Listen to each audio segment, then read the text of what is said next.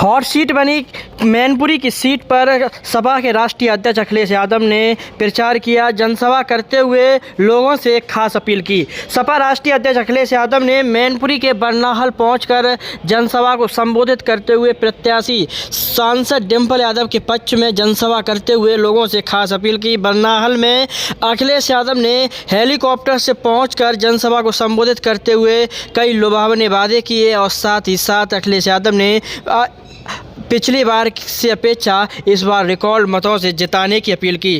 करहेल के बरनाहल पहुंचने पर सांसद डिम्पल यादव और अखिलेश यादव का कार्यकर्ताओं, पदाधिकारियों और समाजवादी पार्टी के नेताओं ने जमकर स्वागत सत्कार किया। अपने अपने अंदाज में नेताओं ने पहुंचकर अखिलेश यादव का स्वागत सत्कार करते हुए बधाई और शुभकामनाएं देते हुए नजर आए। वहीं अखिलेश यादव के पहुंचने पर जमकर स्वागत सत्कार किया। वहीं अखिलेश यादव ने कार्यकर्ताओं का जमकर अभिवादन करते हुए उनको अपील भी की। इस अवसर पर सपा राष्ट्रीय अध्यक्ष अखिलेश यादव के आगमन को लेकर भीड़ बेकाबू हुई। भीड़ को काबू करने के लिए पुलिस को खासी मशक्कत करनी पड़ी। इसी के साथ बरनाहल में पहुंचने के बाद क्या कुछ बोलते नजर आए सपा राष्ट्रीय अध्यक्ष अखिलेश यादव, हम आपको इस वीडियो के जरिए सुनवाते हैं।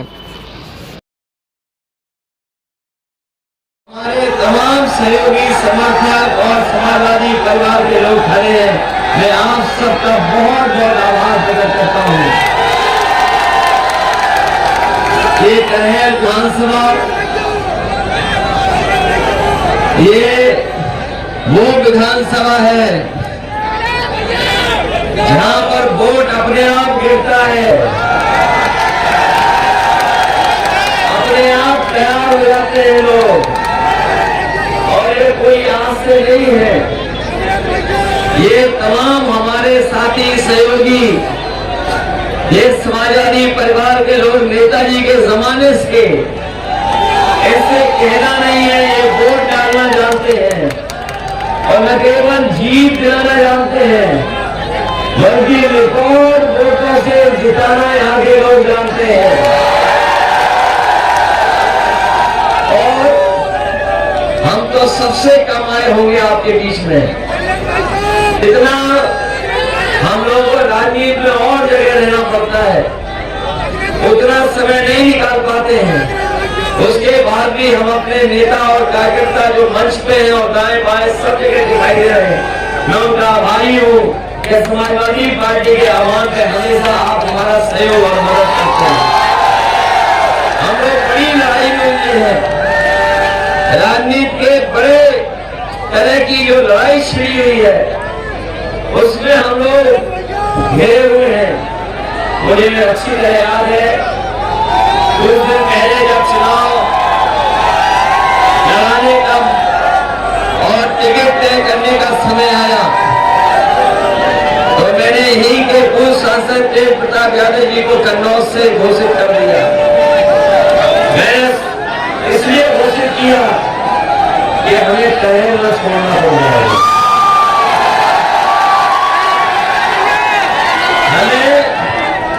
करहेल से दूर न जाना पड़े, लेकिन मजबूरी में वहां की जनता के दबाव की वजह से हमें वहां भी चुनाव लड़ना पड़ रहा है। हालांकि जो कन्नौज है वो समाजवादियों का घर है, वो ऐसी जगह है जहां पर डॉक्टर राममोहन लोहिया, नेताजी, हमें छोटे सिंह यादव जी, कुलदीप यादव और डिम्पल को भी जिताने का काम किया। और एक बार तो ऐसी आंधी और तूफान चली थी वहां पर वोट की कि किसी ने भी पर्चा नहीं भरा और पूरे देश में रिकॉर्ड बना था कि कन्नौज से निर्विरोध चुनाव समाजवादी पार्टी जीत कर दी गई। पिछले चुनाव में जब हम लोग नेताजी के न रहने पर आपके बीच में आए थे, आप लोगों से जितना हो सकता था हम लोगों ने संपर्क किया। उस समय पर तमाम तरह की चर्चाएं चल रही थी, लेकिन मैनपुरी की जनता और करहेल की जनता ने ऐतिहासिक वोट देकर के लाखों लाख वोटों से जिताया है। अभी कुछ दिन कहीं जिताया, आज फिर हम आपसे निवेदन और अपील करने आए हैं और आपसे इस बात के लिए सहयोग मांग रहे हैं कि देश में जब वोट खुले, क्योंकि ये पहले तो एक लोकसभा का चुनाव था, लेकिन इस बार का देश का चुनाव होने जा रहा है। पूरे देश में वोट पड़ेंगे, लोकसभा में चुनाव हो रहा है। हमें पूरा भरोसा है करेल की जनता पर और मैनपुरी की जनता पर। जब वोट खुलेंगे तो रिकॉर्ड मतों से यहाँ से जीत करके जाएंगे। न केवल रिकॉर्ड मतों से आप जिताओगे, बल्कि देश की जो बड़ी जीत होगी, जो देश के बड़े बड़े रिकॉर्ड बनेंगे, उसमें मैनपुरी का भी अपना रिकॉर्ड होगा। ये लोग दिल्ली वाले और लखनऊ वाले वोट मांगने आ रहे हैं, वो केवल मैनपुरी देखने आ रहे हैं, वोट मांगने नहीं आ रहे हैं। और अब दोबारा लौट के भी नहीं आएंगे, अगले चुनाव में दिखाई देंगे। ये तो हम आपके घर परिवार के लोग हैं, हमें और आपको यही मिलकर के रहना है। ये क्षेत्र तो अपना है, इसलिए हम आपसे आह्वान करते हैं कि जिस तरीके से भारतीय जनता पार्टी ने किसानों से लेकर के नौजवानों को दुखी किया है, कोई कल्पना नहीं कर सकता था कि 17 साल की सरकारों में, क्योंकि 10 साल दिल्ली के और 7 साल उत्तर प्रदेश की सरकार में सबसे ज्यादा दुखी अगर किसी को किया तो हमारे किसानों को इस सरकार ने दुखी करने को कहा। बीजेपी के लोग कह रहे थे कि हम किसानों की आय को पूरी कर देंगे। किसान भाइयों, इतनी मेहनत कर करके, पसीना बहा करके और लागत लगा करके फसल तैयार हो जाने के बाद भी ये सरकार आपको लाभकारी मूल्य में दे पा रही है। और आय की दोगुनी तो दूर, ये जो सही कीमत मिलनी चाहिए, लागत के हिसाब से लाभ मिलना चाहिए, वो भी सरकार नहीं दे पा रही है।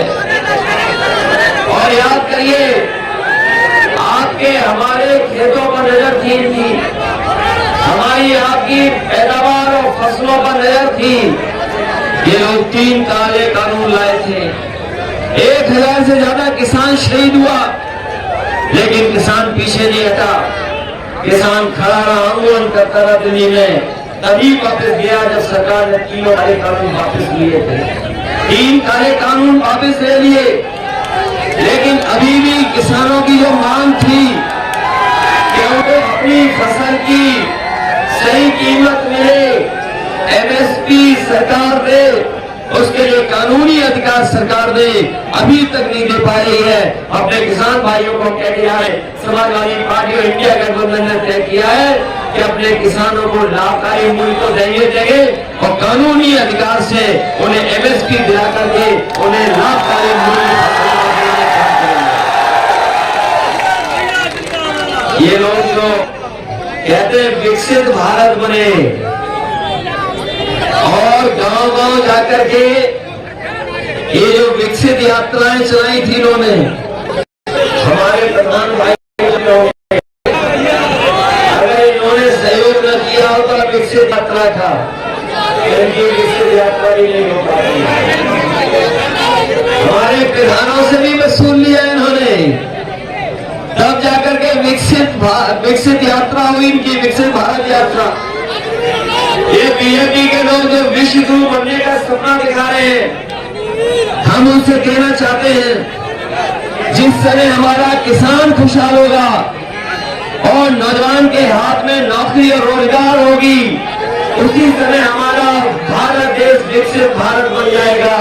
जब तक खुशहाली नहीं आएगी, हम कितना भी प्रचार कर लें, लेकिन हमारा देश विकसित नहीं बन पाएगा।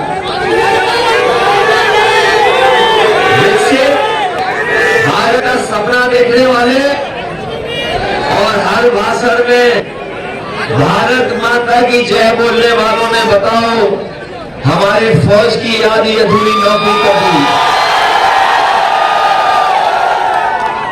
यहाँ पर बहुत सारे साथी हैं, कोई ऐसा नहीं है जो न जानता हो कि जिस तरह शहीद जवान बॉर्डर पे हो जाता था, उसको सम्मान से लाने का काम और उसको सम्मान दिलाने का काम और पूरे सम्मान के साथ उसे घर परिवार तक पहुंचाने का फैसला अगर किसी ने लिया था तो हमारे आपके नेताजी ने लिया था। याद है कि नहीं याद है? और ये जो नौजवान सही कह रहे हैं कि अग्नि में व्यवस्था में वो सम्मान नौकरी को भूल जाओ, वो सम्मान भी नहीं मिलेगा।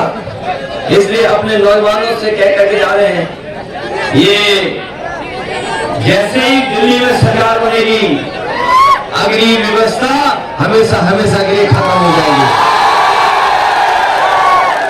कभी कभी हम अपने पुलिस भाइयों से भी कहते हैं कि आप लोग भी हमारा सहयोग करो, इसलिए सहयोग करो क्योंकि बीजेपी के लोग आ गए तो अभी तो फौज की 4 साल की नौकरी की है, उनकी नजर इन पे भी है, खाकी वालों की 3 साल नौकरी कर रहे हैं। ये हमारे पत्रकार साथी पूछे कि आप कैसे कह सकते हो? मैंने अपने पत्रकार साथियों से पूछा और कहा, क्या किसी को पता था कि अग्नि वाली व्यवस्था हो जाएगी 4 साल में? आप में से बहुत सारे साथियों ने देखा कि जब हम लोग आपको लड़ने लग गए, क्या हमें और आपको पता था कि नोटबंदी हो जाएगी? क्या हमें और आपको पता था कि हवाई जहाज बिक जाएंगे, पानी के जहाज बिक गए, बंदरगाह बिक गया, टेलीफोन की कंपनियां बेच दी और बैंकें भी बेच दी? किसी को नहीं पता था कि ऐसा हो जाएगा। इसलिए अगर ये अग्निवीर वाली व्यवस्था कर सकते हैं 4 साल की नौकरी, तो सत्ता में आ जाएंगे तो 30 साल की नौकरी भी कर सकते हैं। इसलिए सावधान रहिए और केवल अग्निवीर व्यवस्था को खराब व्यवस्था नहीं दी, इसके साथ साथ हमारे नौजवान जानते होंगे जो परीक्षा लिखी इन्होंने, हर परीक्षा का पेपर लीक हो गया। ये लोग दूसरों पे आरोप लगाते थे, तरह तरह के आरोप लगाते थे, उनकी सरकार का पेपर लीक हो रहा है और एक नहीं 10 से ज्यादा पेपर लीक हुए हैं और अब तक तो 60 लाख बच्चे ऐसे हैं जो पेपर लीक के कारण अपनी परीक्षा नहीं दे पाए। अगर हम ये हिसाब किताब लगा लें 60 लाख और उनके माँ बाप को जोड़ दें तो 3 वोट अगर एक परिवार से इनके खिलाफ हो गए तो सोचिए 60 लाख गुणा 3, 1 करोड़ 80 लाख हो गए और यही 1 करोड़ 80 लाख अगर हम भाग दे दें 80 लोकसभाओं से तो बताओ 2,25,000 वोट कम हो गया कि नहीं हो गया? 2,25,000 की भरपाई कैसे करेगी बीजेपी? बताओ 2,25,000। इसीलिए आपको पता होगा जो हवा चली है पश्चिम से, जो अभी भी चल रही है, अगर वहां के लोगों ने उखाड़ फेंका बीजेपी को तो ये मैनपुरी वाले भारतीय जनता पार्टी का सफाया कर देंगे। ये लोग जो बुलडोजर यात्रा चला रहे थे, ऐसे पूछो रोजगारों को रोजगार मिलेगा कब लगाओगे? आप तो बुलडोजर दिखा के डरा रहे हो, लेकिन लोकतंत्र में डर की कोई जगह नहीं है। इन बीजेपी वाले जो डराना चाहते हैं उनके खिलाफ इस बार एक वोट डाल करके इनका सफाया करने का काम करना, क्योंकि वोट ही असली ताकत है हमारे लोकतंत्र में। और याद रखना,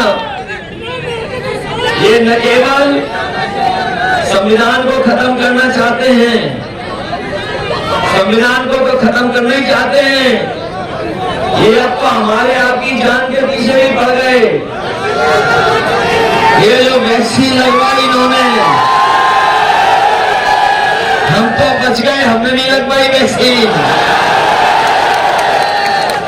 ये दिल्ली वालों को नहीं पता था कि वैक्सीन वाला मामला ऐसे निकलेगा।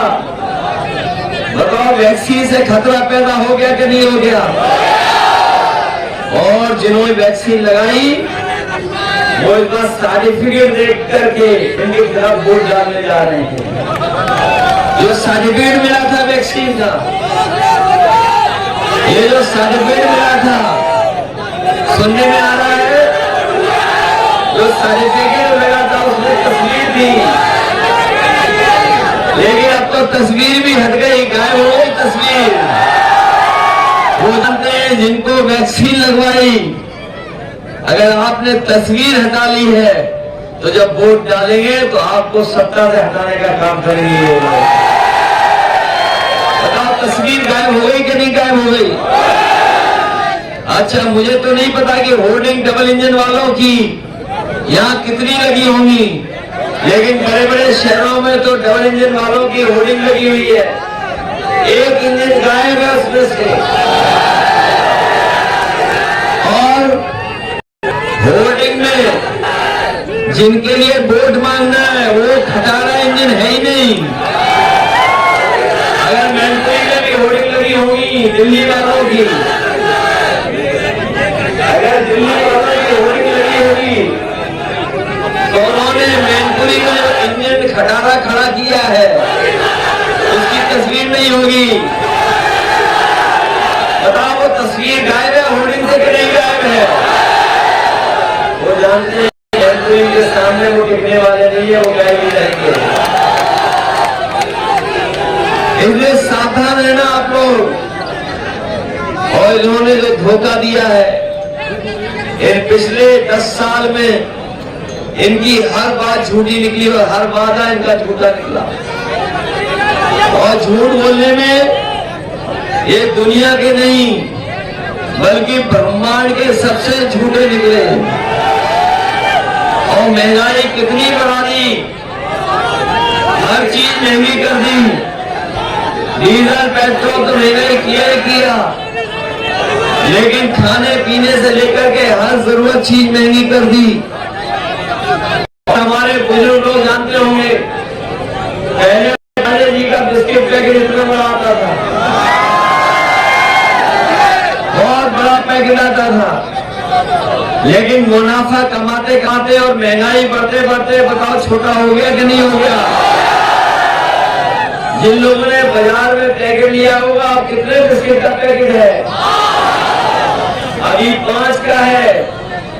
बीजेपी वाले आ गए तो एक बिस्किट वाला पैकेट खरीदना पड़ेगा आपको। ये पार्ले जी से सीखे हैं बोरी से चोरी। बताओ, बोरी में चोरी हुई कि नहीं हुई? पहले कितने किलो की हुई थी और अब कितनी हो गई? और आ गई बीजेपी वाले तो पौष में खाद खरीदनी पड़ेगी तुम्हें। ये स्थिति पैदा हो गई कि नहीं? और फिर इन्होंने कोई काम किया है आपके यहाँ? बताओ, कोई काम नहीं किया।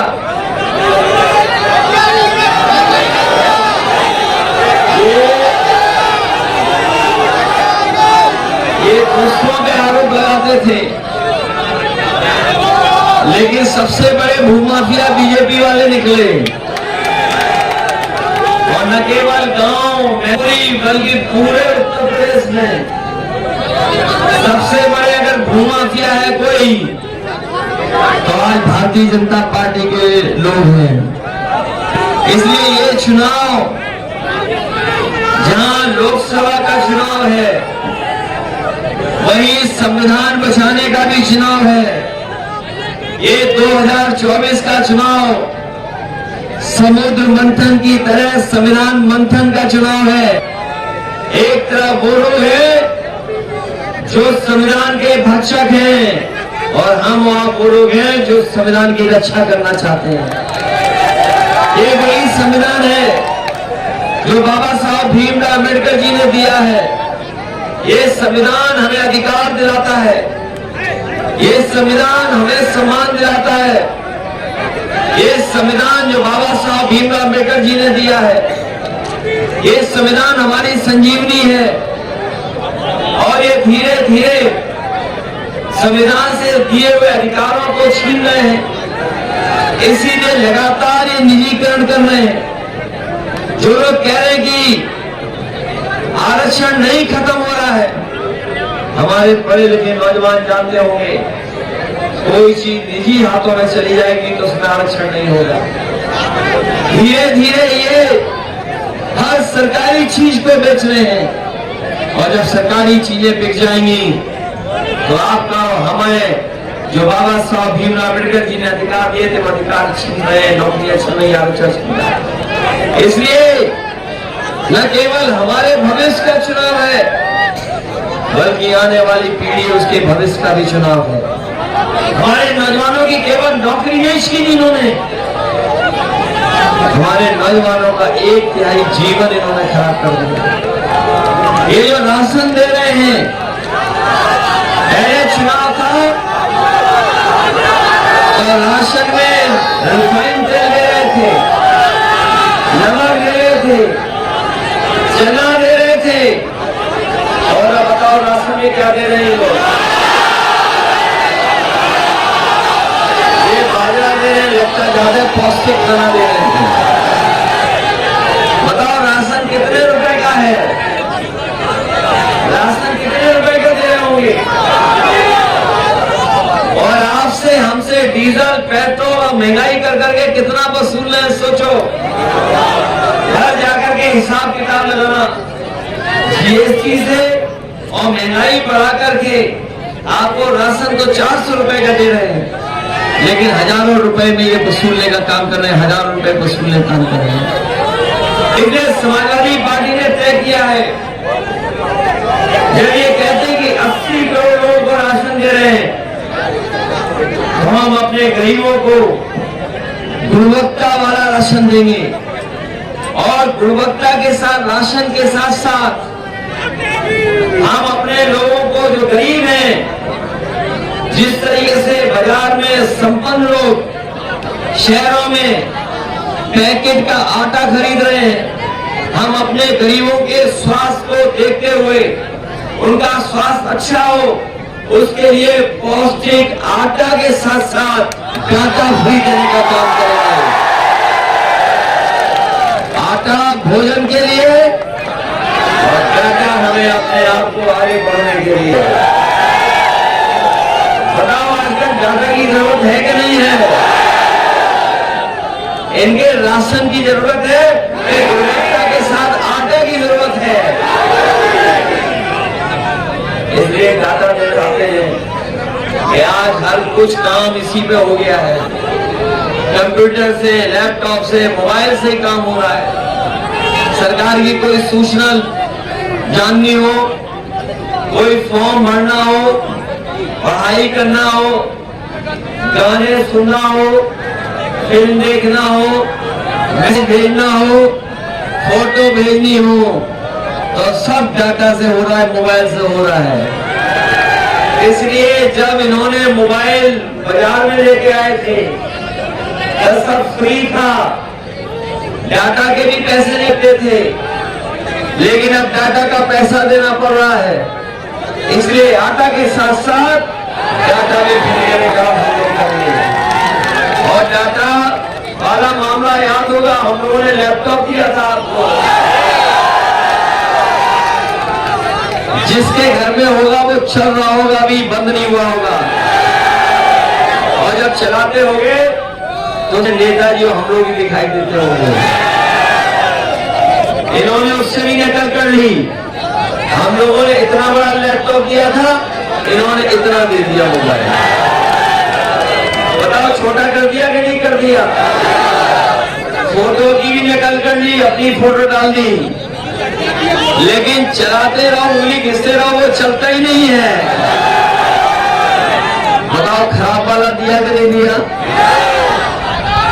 इसलिए हम अपने साथियों से कहना चाहते हैं, सबसे बड़ा फैसला ये भी है इंडिया गठबंधन ने लिया है कि अपने किसानों का कर्ज माफ होगा, उद्योगपतियों का इन्होंने 16 लाख करोड़ कर्ज माफ किया है।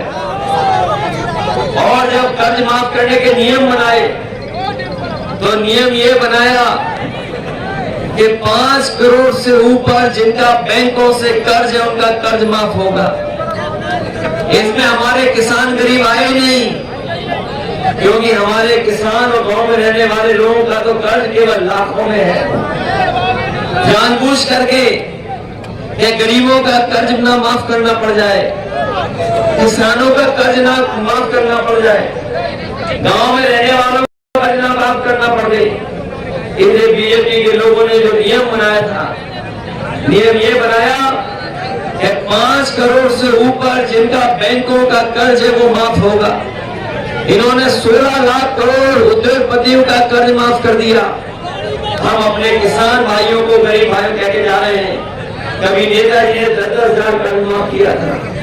पहली बार उत्तर प्रदेश में किसानों का उस समय पर अगर किसी ने कर्ज माफ किया था तो नेताजी ने कर्ज माफ किया था 10-10 हजार।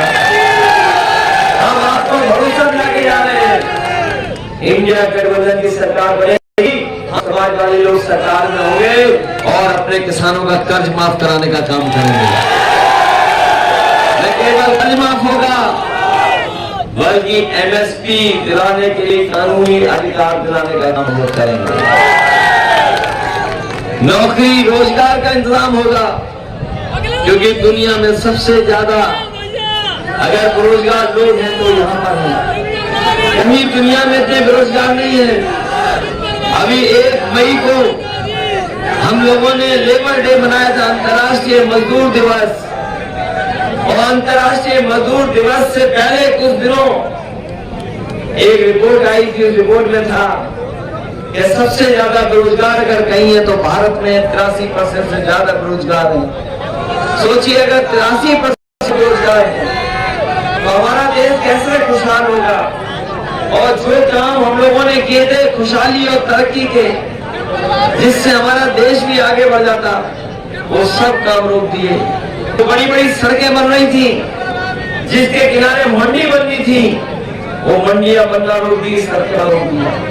बिजली जो बनाई समाजवादियों ने, ये बिजली दे नहीं पा रहे और बिल ज्यादा ले रहे हैं और महंगा कर दिया बिल। बिजली भी ज्यादा खर्च नहीं करता किसान, उसके बावजूद भी बिल ज्यादा देना पड़ रहा है। हम समाजवादी लोग तो याद कीजिए, गरीबों का 300 यूनिट फ्री दे रहे थे और सिंचाई के लिए फ्री इंतजाम करने जा रहे थे, लेकिन हमारी सरकार नहीं बनी। जब भी सरकार बनेगी तो गरीबों को सुविधा देने का काम हम लोग बिजली का भी करेंगे जो पहले करना। इसलिए जो एम्बुलेंस बनाई वो खराब कर दी।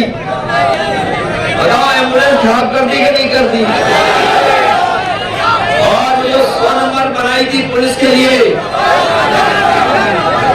हमारे पुलिस भाई लोग जब देखते हैं कि 100 से 112 हो गई तो कई थाने वालों को लगता है कि जब सरकार ने 100 से 112 कर दिया तो हम भी अपनी रेट बढ़ा लें। ये 100 नंबर वाले मरते जाते थे, लेकिन अब सुनिए अगर फोन कर दिया तो पहले तो आएंगे, आ गए तो दोनों बताओ ये हालत पैदा कर दी कि नहीं कर दी? इसलिए ऐसी सरकार को हटाने का काम करें। मैं ये अपने कहे कि सभी बताताओं और अपने उपस्थित सभी लोगों का धन्यवाद देना चाहता हूँ। मैं देख रहा हूँ बैलगाड़ी से आ रहे हैं वाले, हम लोग को पुराने जमाने में ले जाएंगे। डीजल पेट्रोल इतना महंगा कर देंगे कि हमें फिर बैलगाड़ी पे जाना पड़ेगा।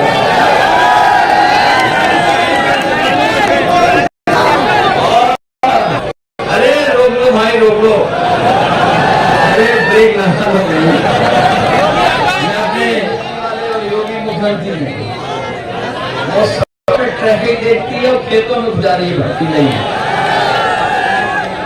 अगर कहीं कोई बात होगी तो हम इनके सम्मान के साथ साथ इनके समाज की जो कुछ होगी जो कर सकते हैं हम लोग करने का काम करेंगे इन्हीं सबों के साथ। सुना आपने किस अंदाज में सपा राष्ट्रीय अध्यक्ष अखिलेश यादव ने अपनी जनसभा को संबोधित करते हुए क्या कुछ कहा, आपने भी सुना। इसी के साथ कार्यकर्ताओं ने जमकर स्वागत करते हुए जमकर अभिवादन किया और तालियों की और गड़गड़ाहट से अखिलेश यादव का जमकर उत्साहवर्धन किया। अखिलेश यादव ने बरनाहल पहुंचकर कार्यकर्ताओं का जमकर उत्साहवर्धन करते हुए उनसे अपील करते हुए गाँव-गाँव पहुँचने की अपील की और 7 तारीख को अपना आशीर्वाद देने की बात कही। इस अवसर पर मेन कार्यक्रम में पहुंची सांसद डिम्पल यादव ने क्या कुछ कहती नजर आई, आपको एक झलक के जरिए वह भी आपको सुनवाते। कार्यकर्ताओं को संबोधित करते हुए सांसद डिम्पल यादव ने कार्यकर्ताओं का जमकर उत्साहवर्धन किया और उनसे अपनी बात कह डाली। क्या कुछ कहती नजर आई सांसद डिम्पल यादव, आइए एक झलक के जरिए आप वह भी सुनिए।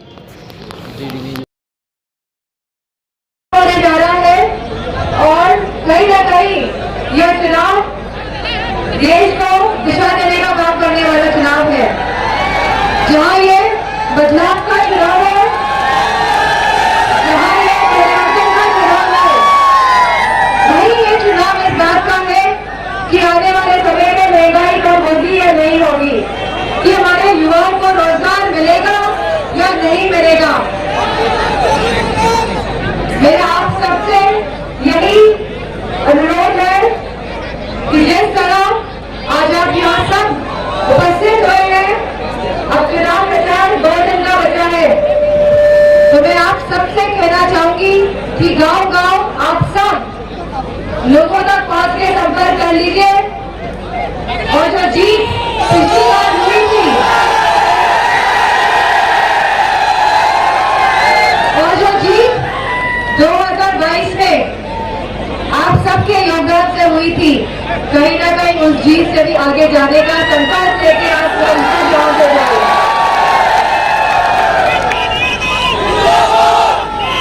हम सभी जानते हैं कि आज देश में, प्रदेश में, जिलों में, शहर में, गांव-गांव में दबाव की राजनीति का जोर है, लेकिन मैं आप सबसे कहना चाहूंगी कि आपके साथ समाजवादी पार्टी का हर नेता खड़ा है। जिस तरह आप पार्टी के साथ खड़े हैं, उस तरह सभी नेता जो आज इधर मंच में उपस्थित है और इधर छोटे मंच में उपस्थित है, आप सबके साथ खड़े हैं और किसी को कुछ भी डरने की जरूरत नहीं है। और चुनाव हमारी 4 या 5 दिन का बचा है और बड़ी सावधानी बरतनी पड़ेगी, क्योंकि हम जानते हैं कि हमारे जो कार्यकर्ता है बहुत ही कर्मठ है, बहुत ही होशियार और मजबूत भी है। और ये भाजपा चाहती है किसी भी तरह हमारे वोट पिछली बार से अधिक ना हो, लेकिन मुझे पूरा विश्वास है कि समाजवादी पार्टी और आप लोगों के योगदान से हम पिछली बार की मार्जिन को भी बढ़ा के लेकर आएंगे। आएंगे कि नहीं आएंगे? आएंगे कि नहीं आएंगे? आएंगे कि नहीं आएंगे? तो ये त्रिवाचा हो गया। क्या हो गया? और त्रिवाचा का मतलब वचन दे दिया, और बहुत पुरानी कहावत है, और बहुत पुरानी कहावत ये है हमारे देश की कि प्राण जाए लेकिन, तो बताओ इन झूठों को हटाओगे कि नहीं हटाओगे? और जो वोट की लूट मचाई हुई है लोगों ने, और लोकतंत्र खतरे में क्यों है, आज मैं आपको बताती हूँ कि लोकतंत्र खतरे में क्यों है। लोकतंत्र खतरे इसीलिए हमने देखा कि किस तरह चेयरमैन के चुनाव में हमारे प्रत्याशी सुमन राजपूत को, सुमन वर्मा जी को इन लोगों ने हराया। जीत तो रही थी सुमन वर्मा जी, लेकिन इन्होंने वोट की लूट करी और साथ में उनका अपमान भी किया। तो यह पार्टी वो पार्टी है जो किसी को सम्मान नहीं दे सकती है। और बताइए अनु दीक्षित को हराया कि नहीं हराया? और चेयरमैन के चुनाव में गुप्ता जी को हराया कि नहीं हराया? तो सभी समाजों के ऊपर इनका लगातार उत्पीड़न बढ़ रहा है। और अगर इस बात को हम समझ जाएं और हम सब एक हाथ होकर अगर वोट डाले जाएंगे तो इनकी राजनीति को हम समाप्त कर सकते हैं, मेरा ऐसा मानना है। तो मेरा आप सब लोगों से यही कहना है कि इस लोकतंत्र सुना आपने क्या कुछ कहती नजर आई मैनपुरी की सांसद डिंपल यादव। सांसद डिंपल यादव ने जिस अंदाज में कार्यकर्ताओं को संबोधित किया तो कार्यकर्ता भी खुशी के मारे गदगद दिखाई दिए और कार्यकर्ताओं ने भी बड़े उत्साह और उमंग के साथ डिंपल यादव के भाषण को सुनकर उन्हें समर्थन देने की खास अपील की। बरनाहल में सांसद डिंपल यादव के पहुंचने पर कार्यकर्ताओं में खास उत्साह देखा गया, जिसको देखकर सांसद डिंपल यादव सपा राष्ट्रीय अध्यक्ष अखिलेश यादव काफ़ी गदगद दिखाई दिए। इसी के साथ देखते रहिए ऋषि मुनि न्यूज़। साथ ही ऐसी खबरों को देखने के लिए जुड़े रहिए हमारे ऋषि मुनि न्यूज़ के साथ, ताकि ऐसी हर खबर पहुंचती रहे आप तक।